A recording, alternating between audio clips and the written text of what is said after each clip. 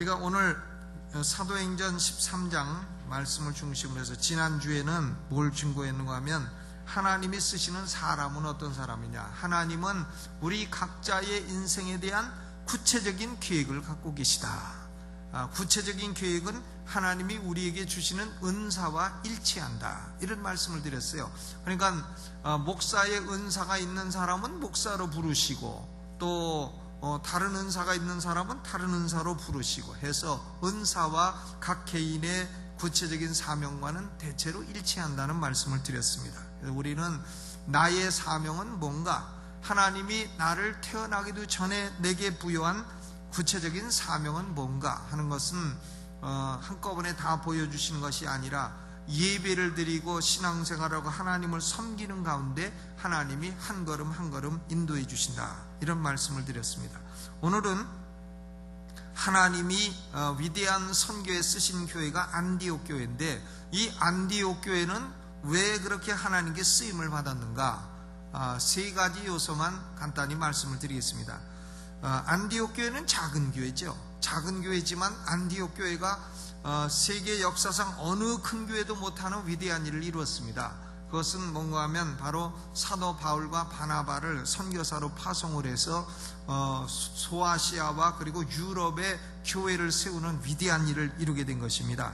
그런데 이 안디옥 교회가 안디옥에 가면은 바위 틈에 있는 아주 작은 교회라 하는데, 이 작은 교회가 어떻게 이렇게 큰 역사를 이루었느냐, 세 가지 특징이 있어요. 첫째는 그들은 훌륭한 지도자를 가지고 있었다 하는 것입니다. 훌륭한 지도자, 영적인 지도자를 가지고 있었다. 그러니까 1절에 보니까 안디옥 교회 선지자들과 교사들이 있으니 그랬습니다. 곧 바나바와 니게르라 하는 시므온과, 시므온은 누구냐면 우리말로는 니그로라 그래. 니게르가 니그로입니다. 그러니까 흑인이란 말이죠. 바나바는 원래 구브로 사람, 사이프러스 사람이고, 바나바, 그리고 검은 얼굴을 한 시므온, 그리고 구레네 사람 루기오, 또 분봉왕 헤롯의 젖동생 마나엔, 그러니까 마나엔은 또 왕가 출신이에요.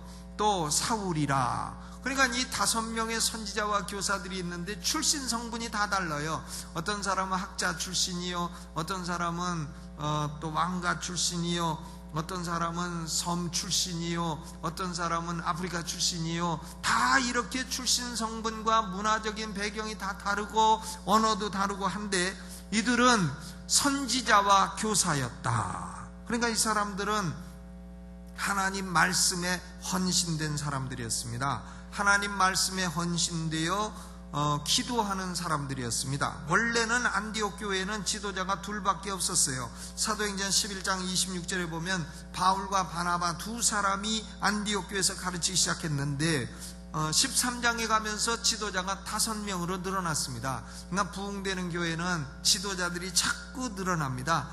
말씀과 기도에 헌신된 지도자들이 자꾸 늘어나는 교회가 부흥되는 교회인 것입니다. 이 5사람은 비록 여러 가지 출신 성분이 달라도 다 한 마음을 이루었던 사람들입니다. 선교하자, 주의 명령에 순종하자, 그리고 작은 교회지만 전 세계를 바라보며 선교하자, 이런 큰 비전을 가진 데 있어서 전혀 마음이 갈라지지 않은 한 가지 마음을 가진 그런 지도자들이었던 것입니다. 영적인 지도자요, 하나님을 의지하는 지도자요, 말씀에 헌신된 지도자요, 또 이들은 기도하는 지도자요, 마음이 하나 된 그런 지도자들이 있었다는 겁니다. 안디옥 교회는 이런 훌륭한 지도자들이 있었기 때문에 이 작은 교회지만 하나님께서 크게 쓰시는 그런 교회가 된 줄로 믿습니다.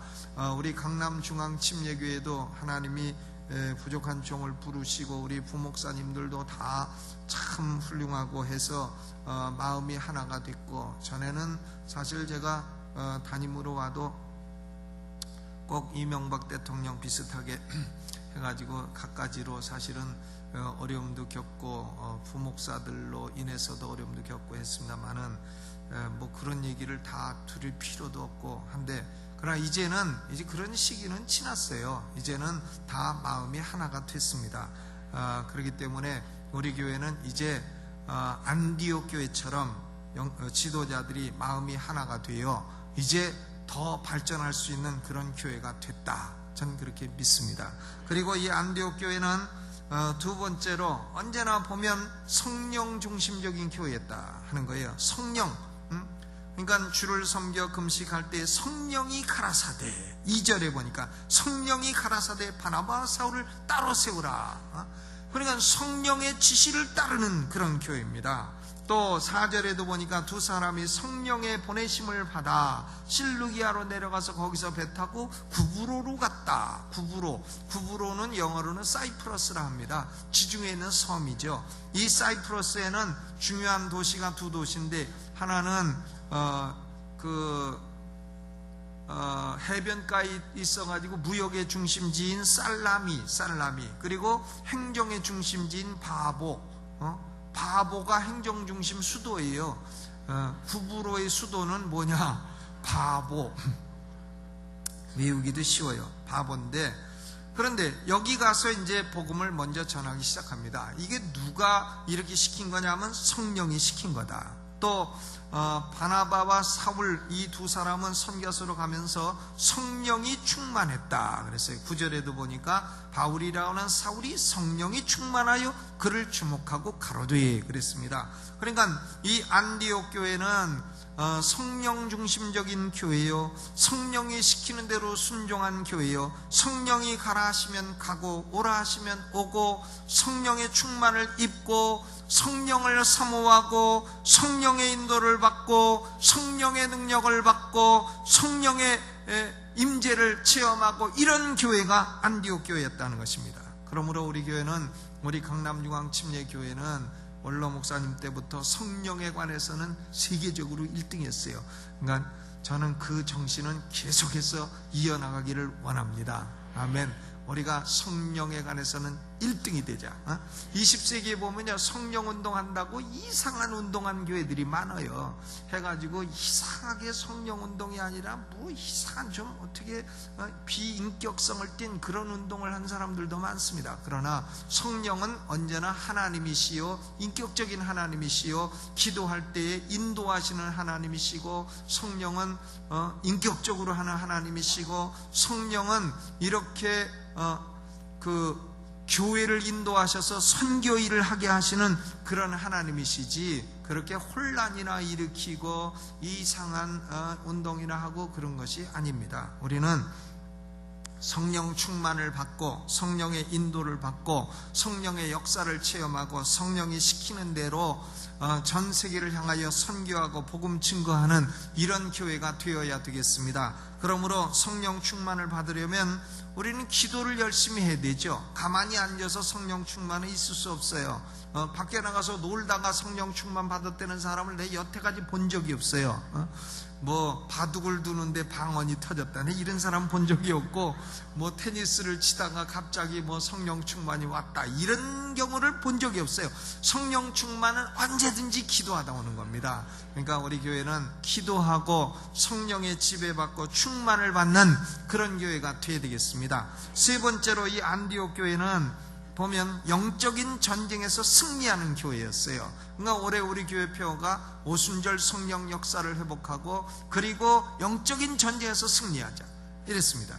거기 보니까 구브로 섬의 수도인 바보에 가니까 총독 서기오 바울이란 사람이 있어요. 총독 서기오는 지혜 있는 사람이라. 지혜 있는 사람의 특징은 뭔가 하면 하나님 말씀을 듣고자 하더라. 진리가 무엇인가? 진리를 좀 가르쳐달라? 이런 마음을 가진 사람만 해도 벌써 지혜로운 사람이에요. 그런데 지혜 없는 존재가 하나 있었습니다. 악령이 들려가지고 복음을 방해하고 하는 자가 박수무당 엘루마였습니다. 그러니까 박수무당이 자꾸 총독 서기오가 예수 믿지 못하도록 방해를 하니까 사울이 성령이 충만하여 명령을 합니다. 모든 괴계와 악행이 가득한 자여, 마귀의 자식이여, 모든 의의 원수여, 주의 바른 길을 굳게 하기를 그치지 아니하겠느냐? 보라, 주의 손이 내 위에 있으니 네가 소경이 되어 얼마 동안 해를 보지 못하리라. 자, 이것은 성령이 시켜서 한 말이죠. 바울이 뭐 괜히 그런 말 했다가 소경도 안 되고 하면 바울만 망신당하게 해요. 성령이 딱 시켜가지고 이런 말을 예언적으로 딱 내놓으니까는 그만 그가 어디가 동이고 어디가 서냐, 구할 사람을 구하고 이런 존재가 되었다는 겁니다. 그러니까 총독 서기오가 이렇게 된 것을 보고 깜짝 놀라며 주의 가르치심을 기이히 여겼더라. 그러니까 마귀는 교회를 시기하고 방해하고 넘어뜨리고 선교를 못하게 하고 전도를 못하게 하고 방해하는 것입니다. 우리는 이 마귀와의 싸움, 악령과의 싸움에서 승리하는 교회가 되어야 되겠습니다. 오늘날 이 악령들은 악령 중에 고차원적인 악령은 교회 전체를 방해를 하죠. 그러나 아주 저질 악령들은 사람 몸속에 들어가서 질병 일으키고 별짓 따고 사람 이상하게 만들고 이런 짓을 합니다. 그러므로 우리는 이 영적인 전쟁에서 승리하는 교회, 예수 그리스도가 우리에게 주신 승리를 지켜나가는 이런 교회가 되어야 되겠습니다. 올해는 제가 강사님들도 그래서 영적인 전쟁에 능한 강사님들을 좀 모셔다가 Spiritual Warfare, 영적 전쟁은 어떤 것인가. 왜냐하면 이것도요, 20세기에 하도 이상한 사람들이 영적 전쟁이나 이단 같은 사람들이 그런 짓을 하고 다니기 때문에 사람들이, 정상적인 기독교인들이 자꾸 그런 걸 멀리하고 이랬습니다.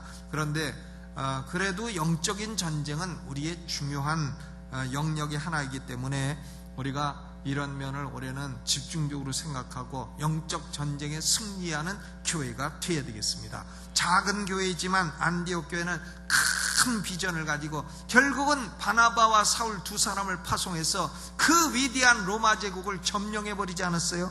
로마 제국 점령하는데 총과 칼로 점령이 됩니까? 그런데 바울이 가진 이 복음, 이 사상, 이것은 로마 제국을 결국은 쓰러뜨리고 로마를 점령했다 이거예요. 그러니까 오늘날 복음의 능력은 이렇게 위대한 것입니다. 복음이라는 진리의 능력은 이렇게 위대한 것을 알아. 우리 교회는 큰 비전을 가지고 이것이 센터가 되어서 아직까지 세계는 할 일이 너무나 많아요.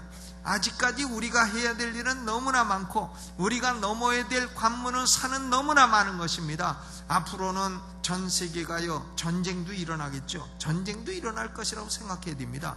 왜냐하면 그렇지 않고서야 저 힌두교권이 깨지겠어요? 저 이슬람권이 깨지겠습니까? 그곳에 복음이 들어가려면 결국 그런 현상도 있을 것이라고 우리는 믿어야 됩니다. 공산권이 아직도 공산주의를, 촌스러운 공산주의를 하고 있는 나라가 아직도 우리 바로 앞에 있으니 전쟁은 있을 수도 있다 하는 것을 우리는 생각하고, 그러나 그런 가운데서 결국 우리가 살아남는 것은 복음이요 세계 선교의 비전이다. 이것을 우리는 확고히 생각하고 우리 강남중앙침례교회가 세계 선교의 위대한 비전을 가지고 전 세계 방방곡곡에 중국 땅에도 교회를 20개 세우고, 아멘이 어째 없으시네. 인도에도 세우고 카자흐스탄에도 세우고 다 세워서 선교하는 교회, 우리가 이 땅에 있는 동안에 선교하고 교회 세우는 것 이외에 무엇 남는 일이 있겠어요? 그런 일에 헌신해서 큰 비전 가진 교회, 하나님이 크게 쓰시는 교회가 되기를 주님의 이름으로 간절히 소원합니다. 찬송 부르면서 준비하신 예물 있으시면 예물 드리도록 하겠습니다.